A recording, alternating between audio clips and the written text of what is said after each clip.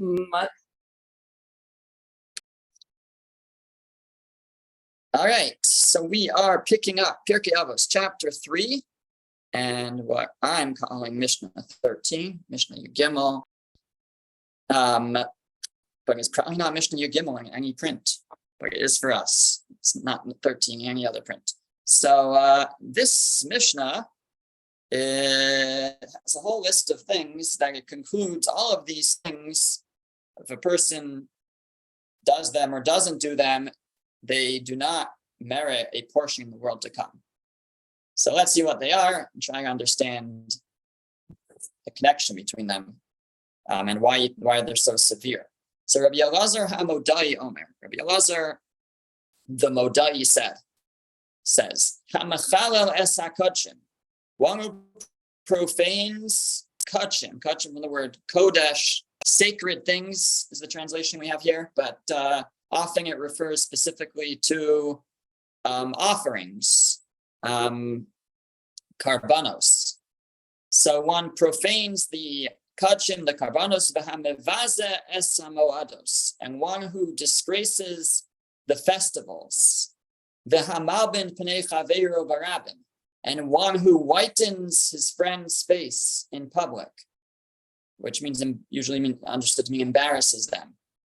Mefer briso shel Avram Avinu alav hashalom, and one who annuls their covenant, the covenant of Abraham, meaning their circumcision. V'megale panim b'Torah shelo kahalacha. Literally, megala means to reveal, reveal one's face. Literally in Torah against halacha, against Jewish law.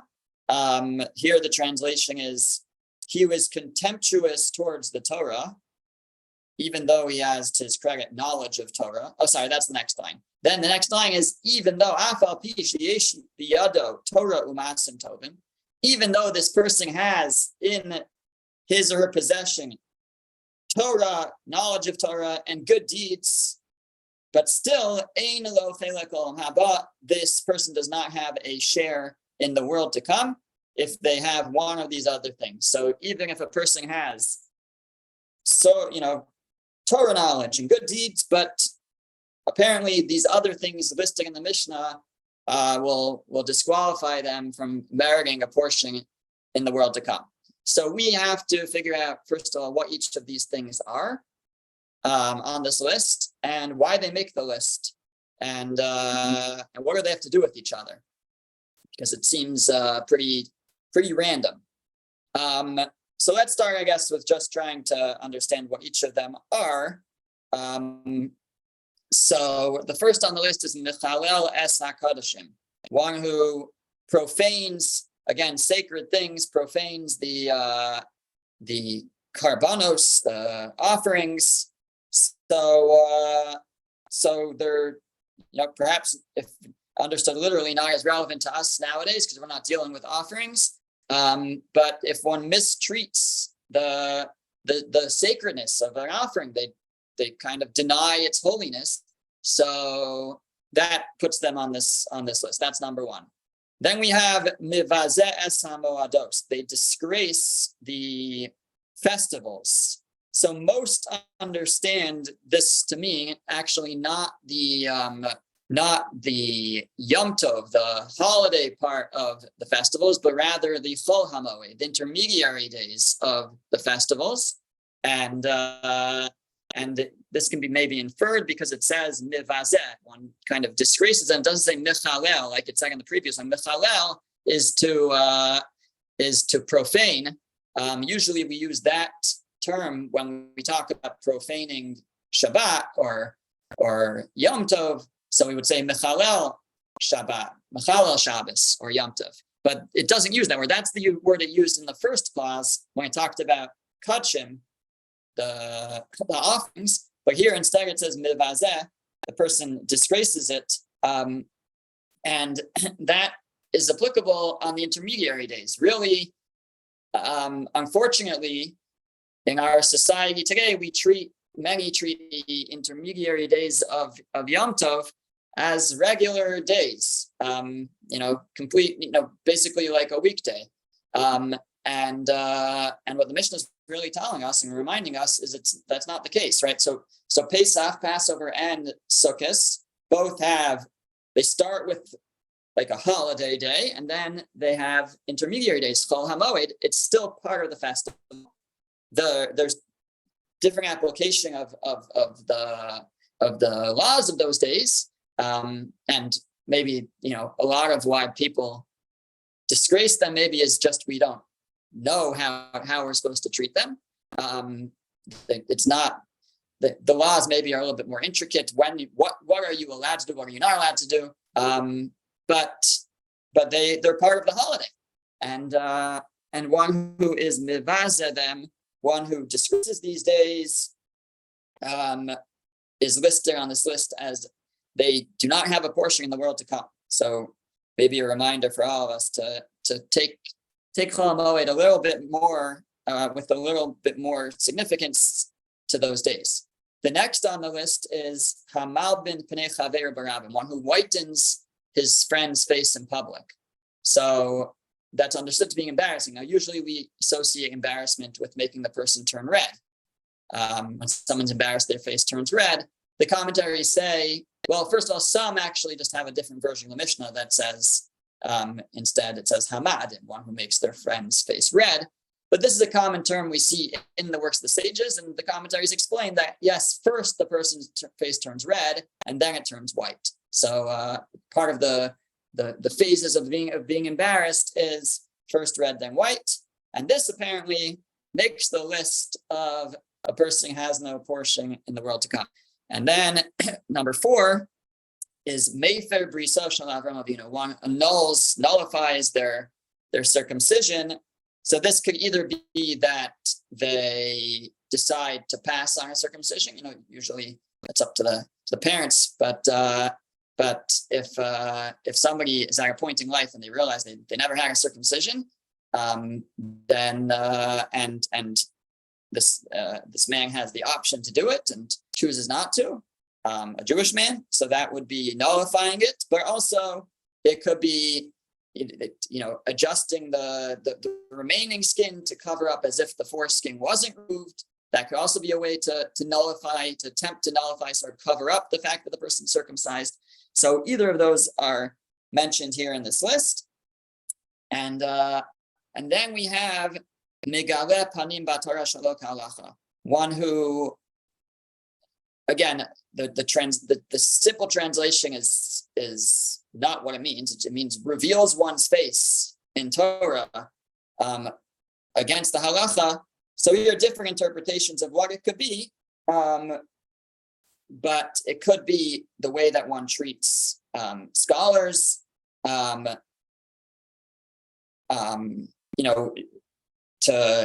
do certain things in front of a scholar, as if like they're dismissive of that they're in front of a Torah scholar. It could be simply to ignore the traditions of Torah, to deny the traditions of Torah. So different interpretations. But let's maybe go through them again and try to connect them and try to understand why they make the list. Why are these how many do we have here? We have 1, 2, 3, 4, 5 things on the list, right? Are these like the top 5? These aren't the cardinal sins. So why did these 5 make the list of person who transgresses these things or is careful about these things does not have a portion in the world to come? I should also just mention that the way we have the Mishnah in front of us is that it says, even though the person has Torah and Maasim Tovim, even though they have Torah and good deeds, but still that's enough to override these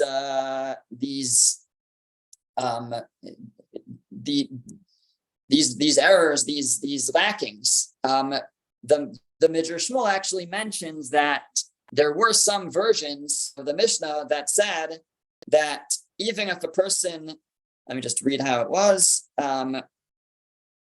even if the person has tshuva, even if the person has repentance and good deeds, they don't have a portion of the world to come. And apparently there were versions of the Mishnah that had that, and the Midrash Shmuel and many others say that that's an incorrect, what we call a girsa, incorrect version of the Mishnah, because it's not true.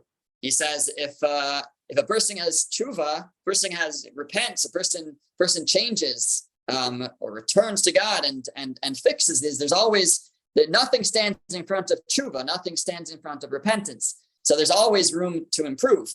And he notes that that's actually why it's in the present tense, the Mishnah. One who is currently doing this will not merit to a world to, the world to come. But if the person changes, improves, so then nothing stands in the way of tshuva. That's what the Midrash Shmuel makes sure to point out to us. So what I didn't see in the Midrash Shmuel is this overarching, theme. What's the theme here? How do these relate? Why is it that they have no portion in the world to come? So I'm going to veer from our normal approach, and I'm going to bring in other commentaries. And so our sort of overall perspective of the Mishnah now is going to come from the Tiferes Yisrael, Rabbi Yisrael Lifshitz, a much later commentary, maybe about 150 years ago. Shmuel again is more of the 16th century. So now we're going to go back to more recent times, the Tiferes Yisrael. And Tiferes Yisrael notes, first of all, that there is an entire chapter in the tractate Sanhedrin called, we refer to as Perek Chelek, the chapter of Chelek. The word Chelek means a portion, and that chapter deals with this person of who has a portion in the world to come. So this Mishnah, we want to try to make sure it's consistent with what's said in that chapter in Sanhedrin. And amongst those listed in Sanhedrin who don't have a portion in the world to come is the Apikoros. The Apikoros is someone who is a heretic. And what the Tiferes Yisrael explains is that each of these 5 things in our Mishnah are all different degrees of heresy, of denial of either God or something relating to that. And that's the framework that he views this Mishnah through. And so he says the very first thing, the first thing was one who profanes kadshim, one who profanes the sacrifices, the offerings of the temple. And he says this is the highest level of heresy. This is someone's denying the existence of God. How is that a denial of the existence of God? Because a person who doesn't believe in God at all denies really any holiness in the world. If there's no, any holiness will emanate from God. If there's no God, there's no holiness. And it's that belief that causes this person to mistreat these offerings. Of course, offerings, so again, there's many different types of offerings, karbanos. And when we talk about kachim, we're usually talking about the portions that are to be eaten by either the priests, the kohanim, or even sometimes the people bringing the offering get a portion that they're allowed to eat, depending on the type of offering. But that's still kachim. That is what we're talking about here. And that is, it's supposed to be, actually, it must be eaten. But it's supposed to be in a certain way and treated in a certain way as holy, as sacred. But if the person says, there's no God, what is this offering stuff? What is this temple thing? And this is just, the same kind of meat that I had for supper last night. It's all the same, right? So they profane. That would come from a denial of God. If one recognizes a God in the world, then something that has been brought in God's temple as an offering to him we would naturally understand that has sacredness, that has holiness, and should be treated as such. So the first level described in the Mishnah here, the first level is somebody who doesn't believe in God. Therefore he doesn't believe in service of God. And so there's no offerings. There's the offering brought in the temple is the same as what I put on my barbecue. And and therefore the person treats it with disdain and profanes it, and that person is the highest level of heretic, one who completely denies God's existence. That's number one. Number two is the next level. Somebody believes that they're God, but doesn't necessarily believe that this God created the world, or is involved in the world in any way. So there's some kind of, higher being that does some. Again, the details aren't so important, what they believe exactly, but they don't believe that there's a God that created the world. There may be gods, there may be a God who does certain things, but they don't believe that God is in complete control or that God created the world. So therefore, they disgrace the holidays. So here in this approach, it's not specifically talking about Chol HaMoed, intermediary days, necessarily, but by any holiday really, starting really with Shabbos. So Shabbos, of course, Shabbos reminds us that God created the world in 6 days and resting on the seventh day. So one who disgraces Shabbos is denying God's creating the world. The other holidays, to a great degree, relate to the Exodus from Egypt. Certainly Pesach, Passover, of course, but even Sukkot. Sukkot also relates explicitly in the verse to the Exodus from Egypt and entering the desert and God protecting us in the desert. And so the holidays relate to the Exodus, relate to God's power and the miracles that God performed in Egypt and in the desert for us. And this is all interrelated, he says. One who believes that God created the world will also believe that God can make changes in the world, can make miracles. And one who denies that God created the world will also deny that God can create miracles. So one who disgraces the holidays and sort of denies their significance thereby is really, in effect, denying the miracles that God did, denying the Exodus, denying God's creating the world. And so that's the second level of heresy. This person may believe that there's a God, but that whatever that definition of God is, it's not our definition. It's what we would still consider heresy. It's somebody who doesn't believe that God created the world or has the ability, is omnipotent, has the ability to perform miracles and interact and make changes in the world as he sees fit. So that's level 2. Okay, level 3. So the person, believes in God and believes that God created the world,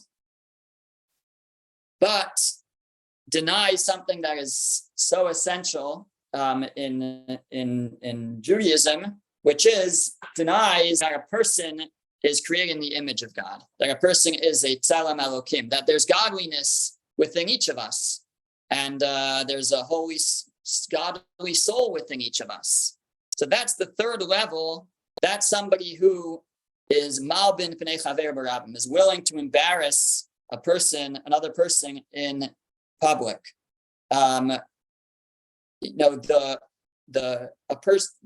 Our honor, the honor that we have, that we deserve, comes from the fact that we have a godly soul within us. That's what makes us honorable. And somebody who ignores that and disdains that honor and therefore is ready and willing to embarrass another person, another human being, so doesn't see that godliness in them. They treat a person like an animal. There's nothing godly about them. They don't have any kavod, any honor.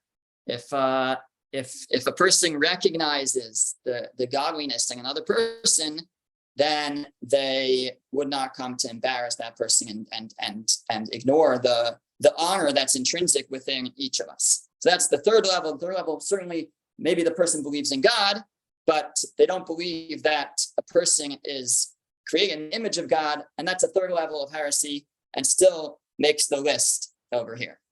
The fourth level is maybe they believe in everything we've said. They believe that that there's a God, and that man was created in the image of God.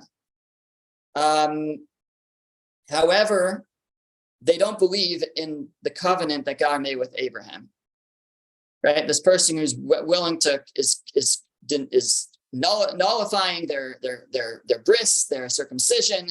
So they don't believe in the covenant that God made with Abraham, and that is that Abraham's descendants would be chosen as a special nation, and part of that is a special relationship that the Jewish people have with God, and that God gave us the Torah at Sinai, which has God's laws and God's guidance for us, and that really began with Abraham, and with giving Abraham the mitzvah, the commandment of circumcision, and concludes at Sinai, in a certain sense, with the giving of the Torah through Moses. But it starts with a recognition, first of all, that God gave this first commandment to Abraham, but also this commandment, the commandment of circumcision, it really is a statement of the uniqueness of the Jewish people, the special covenant that God made with Abraham, and you know that we're a special nation, and this person who is referenced in the Mishna, who is nullifying their circumcision, so they're in a certain sense denying that special connection. A denial of that special connection is, to a degree, a denial of the giving of the Torah, really. If there's nothing unique about the Jewish people, then well, what about that we were given the Torah? That's the person is in a sense denying that as well, and maybe again the person believes in God, and maybe even believes that God has a will for us of how to conduct ourselves in this world, but it's not from the Torah, because he never chose us as his nation and revealed his will to us in that way. It's just maybe whatever we could come up with logically. That's the extent of God's will. Whatever code of ethics and conduct we can come up with on our own, we could say, oh, that's what God wants for us. So, but that's heresy. That's denying that Torah is min hashamayim, that Torah comes from heaven. It's denying the unique relationship of the Jewish people with God, and that unique connection to Torah, and that God gave us the Torah, and that's another level of heresy. That's level number 4. That because of it, a person will not have a portion in the world to come. And then finally, the 5th one was megale panim b'Torah shelo k'halacha. So the Tiferes Yisrael explains that this means a person may accept that there's Torah from heaven, and that God chose the Jewish people, and he gave us the Torah at Sinai. But he reveals faces of Torah against halacha, meaning against the tradition. She denies that there's a Torah Shebaal Peh, that there is a oral tradition that explains the written Torah for us. That's the oral tradition that we have dating back from Sinai, right? Of course, it should be very obvious to us that if you just look in the written Torah, there are so many commandments that have so little detail of how to perform them. It should be obvious that there's an oral tradition that accompanies it. But a person is megal upon him Torah. They say, no, I'll tell you what it means. Like, I'll tell you, I'll forget the oral tradition. This is what I think the Torah is telling us, and this is what we should do, and we should act based on that. So such a person denying the oral tradition, denying Torah Shebaal Peh, that's also a form of heresy, and that's the fifth level of heresy, but is still considered, such a person would be considered a heretic, that they would lose their portion in the world to come. So five levels, and now we have sort of the flow of the Mishnah and the connection. So number one was the person who denies God's existence. So they are mechal kachim, they profane holy things. There's nothing holy in this world because there's no God. How could there be holiness in the world if there's no God? The second level is somebody disdains and disgraces the holidays, Shabbos and the holidays, things, events in our calendar that remind us of God creating the world, they remind us of God's omnipotence and the miracles that God has brought and can bring. And a person who disgraces these days is in a sense denying God's ability or that God did perform these miracles, or that God created the world. The third level was maybe one believes in those things, believes in God, believes God created the world, but doesn't believe that there's godliness in a person, that a person is created in the image of God, b'tzelem Elokim, and therefore doesn't recognize the honor that each person, each and every human being deserves, and therefore is willing to be malbin, pnei chaver, is willing to embarrass another person, not recognizing the intrinsic honor that each of us have. Number four, person recognizes every person is created in the image of God, but doesn't recognize the uniqueness of the Jewish people. They nullify the bris milah, they nullify their circumcision. They don't see the Jewish people as a unique nation, and that's a denial of the giving of the Torah, and that's a fourth level of heresy. And then finally, somebody might believe in all that and believe that that God gave the Torah at Sinai, but only believes in the written Torah, doesn't believe in an oral tradition. They're megale panim b'Torah shelo k'halacha.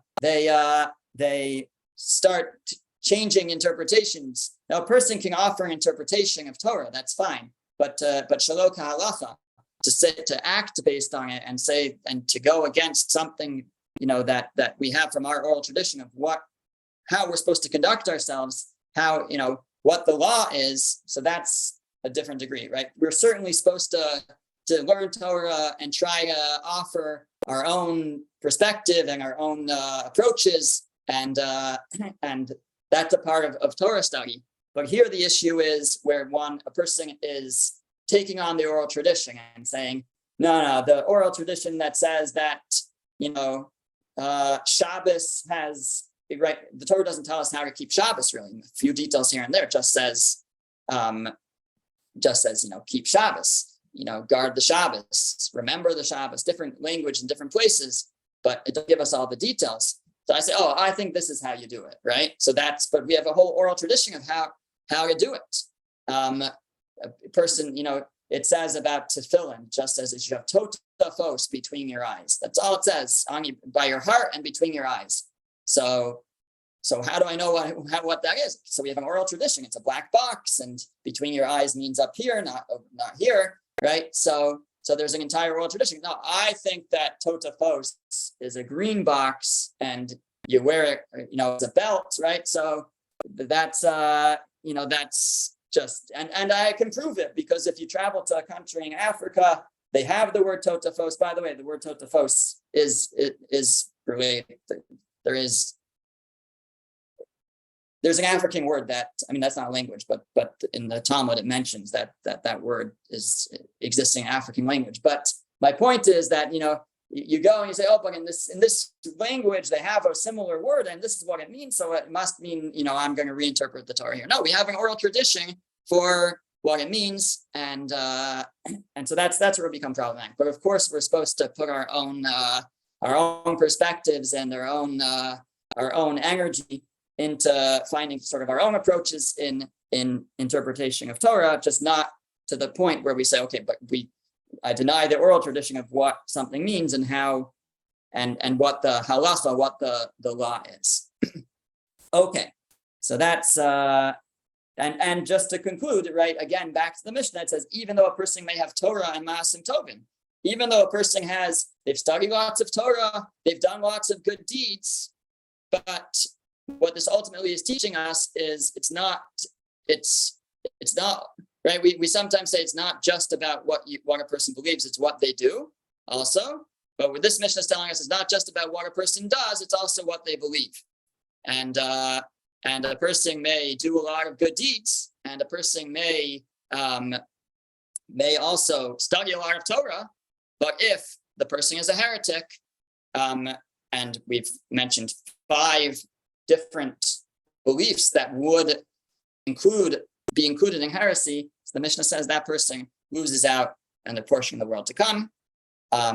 But like we began, of course, there's always the opportunity for tshuva, for a person to repent and improve. Okay. Any questions before we go to the next one? Okay. Moving on to the next Mishnah, which I'm calling Mishnah 14.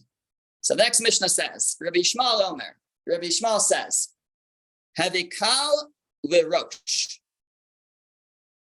Literally, kal means light, lirosh, to a head. Be light to a head. But what does that mean? So for now, we'll translate it as be light or yielding to a superior. V'noach l'tishlores. And be noach, be pleasant, l'tishlores. Tishlores is a word that the commentary struggle with, or they take a lot of different approaches. For now, we're going to call it the young. Tishlores has within it the root shachor, which is black. So we're assuming, young, before one's hair turns white. So tishlores would be the young. And then having mekabeles kol adam b'simcha. And one should receive every person with simcha, with joy. So 3 things: be light to or yielding to superior, be pleasant to the young, and receive every person with joy. I'll just mention that in the past we've had a similar phrase in an earlier Mishnah, which was having mekabeles kol ha'adam b'sever panim yafos. One should receive everyone basically with a smiling countenance. This Mishnah says receive everyone with simcha, with joy. So the Midrash Shmuel quotes from one of the commentaries of Rav Yisrael that this is actually asking for a higher degree. The Mishnah that says greet everybody with a smiling countenance means you should be outwardly happy, but not necessarily inwardly happy, right? It just says, show every person a smiling face. This Mishnah is taking a step further and saying that a person has to greet everybody with actual joy. So find it within ourselves to experience joy, to feel joy at seeing others. So that's a higher calling. Okay, but what's this Mishnah about? So again, we'll offer a number of different approaches from the Midrash Shmuel. The first being that the Mishnah is talking about how to relate with the government, with ruling authorities, and the Mishnah says that the Havikal Rosh, be yielding to the head honcho, to those who are in power, to do their bidding, and it doesn't elaborate much on why, but maybe just simple practical, like obviously if their bidding is something bad, so then we're not saying to do that, but basically trying to get along with the authorities, and maybe you don't understand why something is important to them, but don't make a fight out of it. Try to stay on good terms. And even if the person is younger, and they are kind of pushing themselves ahead, he says still be pleasant with them, pleasant to the young, still in that context, I think, of positions of authority.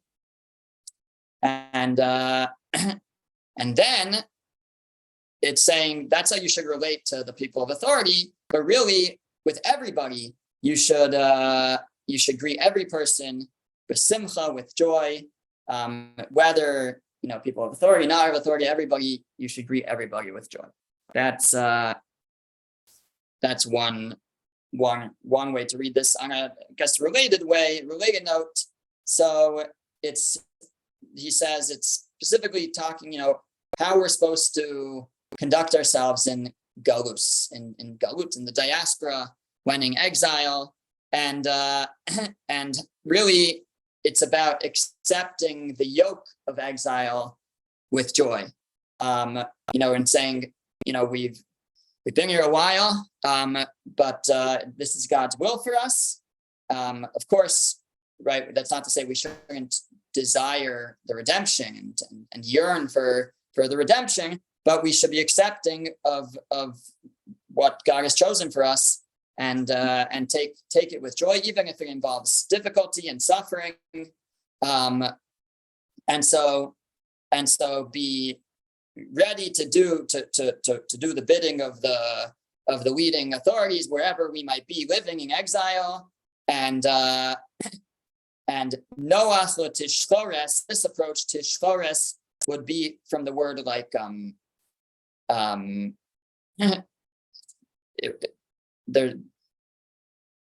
it could also mean like a burden. So it would be, be accepting of the burden. It comes living in exile, living in diaspora comes, living under foreign authorities comes. It's a burden sometimes. It's difficult, and we're not always treated fairly. But this is God's will for us. This is, that we're in exile, and even any person that we interact with, for good or for bad, we should do it b'simcha. We should do it with joy, meaning we should accept God's will for us with joy.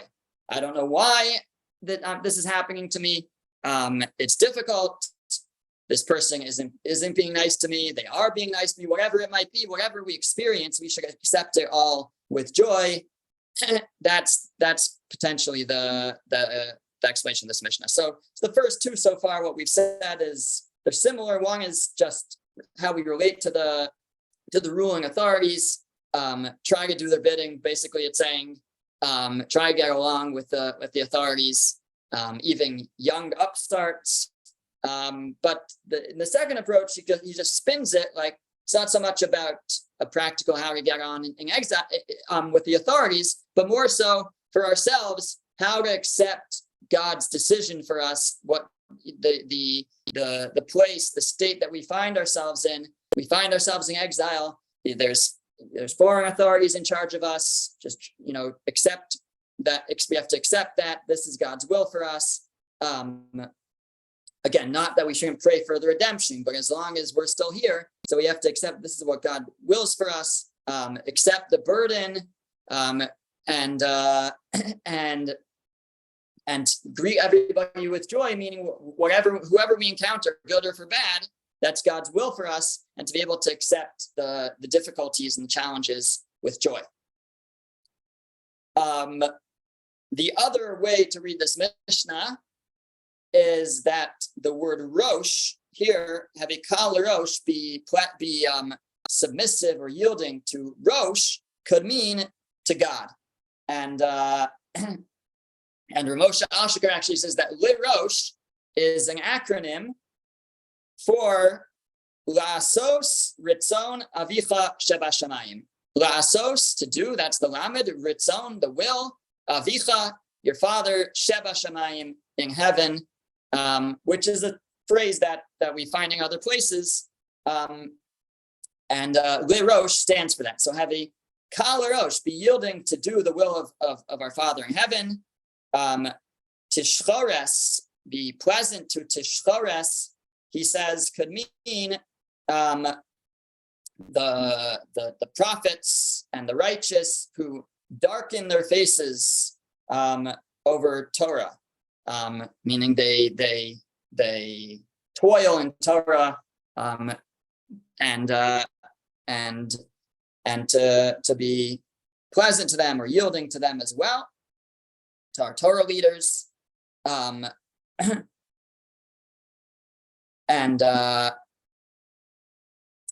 a later, he kind of returns to this approach, and he says that Ka'al Rosh again could refer to God, who is Rosh Kol HaOlamot. He's the head of all realms, of all worlds and all realms.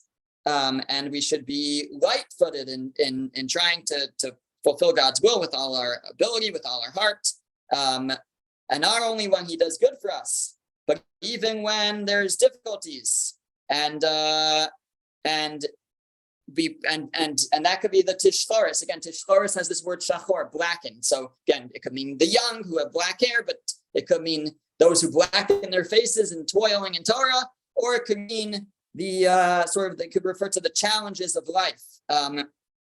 And so be quick to do God's will, even when, and kind of accepting of tishloris, accepting of the dark parts of life. And even in our times of difficulty, if somebody comes and approaches us, so we should try to greet them with joy. A person who's having going through challenges may kind of take it out on someone else. So the Mishna is telling us at that point, having the Kabbalah call them sinful. Even when you have tishloris, even when you're going through dark times, but still try to greet everybody with joy. So according to this approach, it's to Kal Rosh, be light-footed to do the will of God. And again, Lirosh could just mean God being the head, the leader, the head over all, or it could be this acronym for La'asos or Tzon Avicha Shebashamayim, to do the will of your Father in heaven. And Noach lo tishlores could either mean pleasant to those who blacken their faces in toil and Torah, or it could mean Noach be sort of accepting of the black, the dark times, the difficulties, and always, though, even in those times, in those difficulties, try to greet people with joy. And just one more other way that you could read this Mishnah is he brings from the Bartanura that Kal Lirosh, be quick. Lirosh, Rosh could mean like Rosh Hashanah, the beginning. The head could be the beginning. So when we're young, we should be quick. We should be light-footed to do God's will.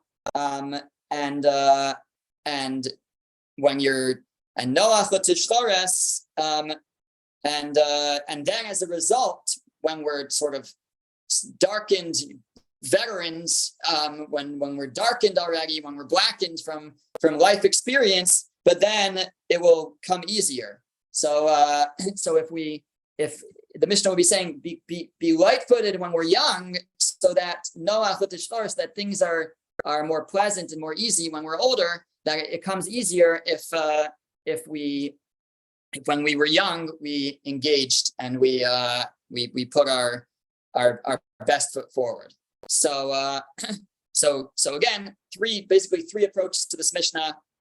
Quickly summarize. Number one is that Lirosh could mean the ruling authorities, either just a practical matter to try to get along with them, but also a way to engage in the exile, to accept the yoke of exile. This is God's will for us, that Noach l'tishlores, be accepting of and pleasant to the difficulties, to the yoke, to the burdens, and whatever comes our way, to greet any person with joy, because or at least greet the experience of encountering someone, whether it was for good or for bad, with joy, because it was God's will. And the Mishnah will be talking about being accepting of God's will for us in exile. Or, as we said, Lirosh could mean, could refer to God, be accepting of God. Not accepting, but light-footed to do God's will. And the third approach was just now that it can refer to our young days. Be light-footed when we're young at the beginning, And then then it will be easier or more pleasant when we are more darkened and we are veterans of life. Okay, we'll stop there. Thank you, Rabbi.